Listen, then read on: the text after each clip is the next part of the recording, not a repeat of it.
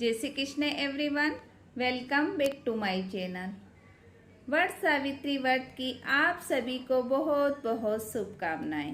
आज इस वीडियो में हम जानेंगे वट सावित्री पूजा कैसे की जाती है, वट सावित्री व्रत कब है और वट सावित्री व्रत में हमें किन किन बातों का ध्यान रखना चाहिए। तो आइए पूजा विधि देख लेते हैं।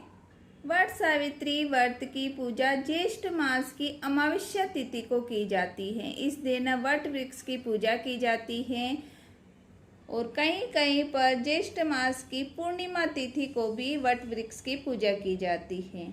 तो आप अगर किसी कारणवश बाहर जाकर वट वृक्ष की पूजा नहीं कर पा रहे हैं तो आप घर पर भी वट वृक्ष की टहनी लाकर या नर्सरी से पौधा लाकर घर पर बहुत सरल तरीके से पूजा कर सकते हैं।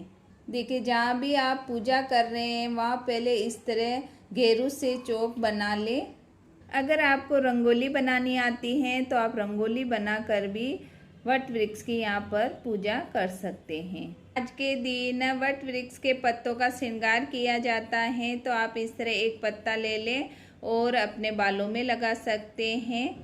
वट वृक्षों के पत्ते को गहना बनाकर पहना जाता है। पत्तों की आप माला बनाकर भी गले में पहन सकते हैं, हाथ में बांध सकते हैं। आप पूजा के पहले एक पत्ता इस तरह आप अपने बालों में लगाकर भी पूजा शुरू कर सकते हैं। तो सबसे पहले हमें पत्तों का श्रृंगार कर लेना है।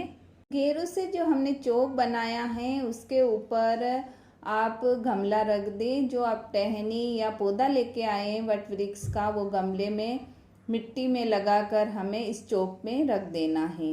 कहीं कहीं पर कलश की स्थापना भी की जाती है, लेकिन कलश की स्थापना करना अनिवार्य नहीं है, आप चाहे तो कर सकते हैं।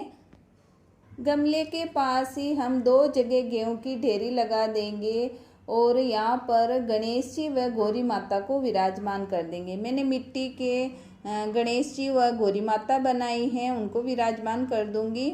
आप चाहें तो सुपारी से गणेश जी और हल्दी की गांठ से गौरी माता बनाकर विराजमान कर सकते हैं।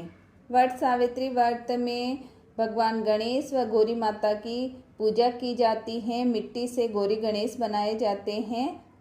अगर आप मिट्टी से बना रहे हैं तो गोल आकार में आप गणेश जी बना दें और पिंडी आकार में आप गौरी माता बना दें। मैं यहाँ पर हल्दी से स्वास्तिक बना रही हूँ। आप चाहें तो रंगोली से स्वास्तिक बना सकते हैं, आटे से भी आप स्वास्तिक बना सकते हैं।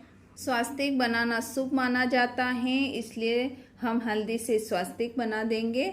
आज के दिन मिट्टी का घड़ा लेकर वट वृक्ष में जल समर्पित किया जाता है। तो आपके पास अगर मिट्टी का घड़ा है तो आप इस तरह लेकर जल समर्पित करें, नहीं हो तो आप तांबे का कलश लेकर भी समर्पित कर सकते हैं। अब सबसे पहले जल लेकर सभी को स्नान करा देंगे। स्नान कराने के बाद घी का दीपक जला लेंगे। सभी को वस्त्र स्वरूप कलावा समर्पित करेंगे। तो भगवान गणेश को हमें कलावा समर्पित करना है, माँ गौरी को, उसके बाद वट वृक्ष के यहाँ पर भी हमें कलावा समर्पित करना है। दिए की भी हमें पूजा करके कलावा समर्पित करना है। उसके बाद सभी के हमें रोली का तिलक करना है, चंदन से तिलक करेंगे। उसके बाद हमें हल्दी से भी तिलक करना है। हल्दी एक श्रृंगार सामग्री में आती है, इसलिए आप हल्दी का टीका भी जरूर करें।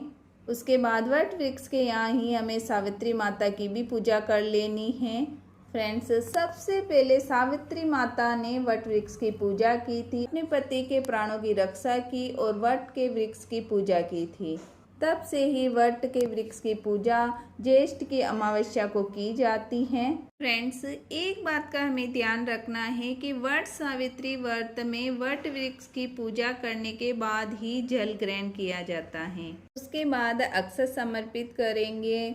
वट सावित्री व्रत में सबसे महत्वपूर्ण चीज होती है भीगे हुए चने। चने समर्पित करने से अखंड सौभाग्य की प्राप्ति होती है और वंश में वृद्धि होती है। तो चने समर्पित कर देंगे और चने हमें जरूर समर्पित करना है। उसके बाद भगवान गणेश को जनेऊ समर्पित करेंगे। वट वृक्ष को भी हमें जनेऊ समर्पित करना है। पुष्प समर्पित करेंगे। जो भी फूल आपको मिल जाए वो फूल समर्पित करें। वट सावित्री की पूजा में गौरी माता को वस्त्र समर्पित किए जाते हैं। वस्त्र लेने हैं, श्रृंगार की सामग्री समर्पित करेंगे।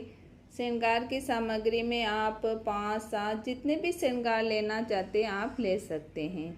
इसके साथ ही जेठ के महीने में हाथ के पंखे का विशेष महत्व होता है, यानी बांस का पंखा लिया जाता है और शुभ माना जाता है।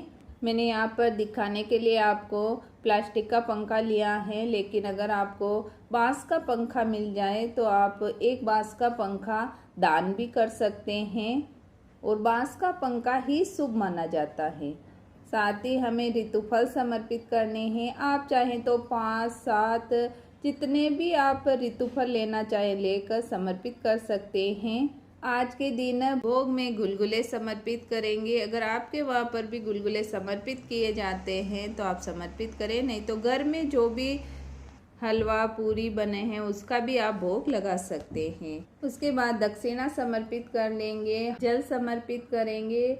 उसके बाद हाथ में चने और फूल लेकर वट सावित्री व्रत की कथा सुनेंगे। कथा सुनने के बाद चने और फूल को भगवान गणेश व गौरी को समर्पित कर देंगे। उसके बाद परिक्रमा करेंगे। कच्चा सूत लेकर परिक्रमा की जाती है। अगर कच्चा सूत नहीं है तो कलावा लेकर भी आप परिक्रमा कर सकते हैं। वैसे तो 108 परिक्रमा की जाती हैं, लेकिन आप 7, 9, 11 जितनी चाहे परिक्रमा कर सकते हैं। 7 तो परिक्रमा हमें करनी ही होती हैं। परिक्रमा करते समय धागा ख़त्म हो जाता है तो उस धागे को वहीं पर टांग कर आप चने हाथ में लेकर परिक्रमा कर सकते हैं। धागे के गठान नहीं लगाई जाती हैं। परिक्रमा करने के बाद आरती करेंगे और आरती करने के बाद पूजा में रह गई कमियों की क्षमा याचना करेंगे। साथ ही अपने पति की दीर्घायु व सुख समृद्धि की कामना करेंगे। जो हमने ये सारा सामान रखा है इन सभी को हमें दान में देना होता है। आप मंदिर में पंडित जी को भी दान दे सकते हैं। और जो श्रृंगार सामग्री आपने रखी उसमें से आप 1-2 सामग्री अपने लिए रख सकते हैं। और जो आप वट वृक्ष की टहनी लेकर आए हैं, फूल पत्तियां सभी हमें भूमि विसर्जन या जल विसर्जन कर देना है। तुरंत हमें ये पूजा नहीं उठानी है। 2-3 घंटे के बाद हमें ये पूजा उठानी होती है। भोग का सामान, साड़ी, श्रृंगार ये सभी आप उठाकर किसी भी पंडित को दान में दे सकते हैं। फ्रेंड्स, ये सरल और संपूर्ण विधि मैंने वट सावित्री व्रत की आपको बताई है। आई होप मेरी दी गई जानकारी आपको अच्छी लगे। अगर ये वीडियो आपको अच्छा लगे तो वीडियो को लाइक करें, चैनल को सब्सक्राइब करें।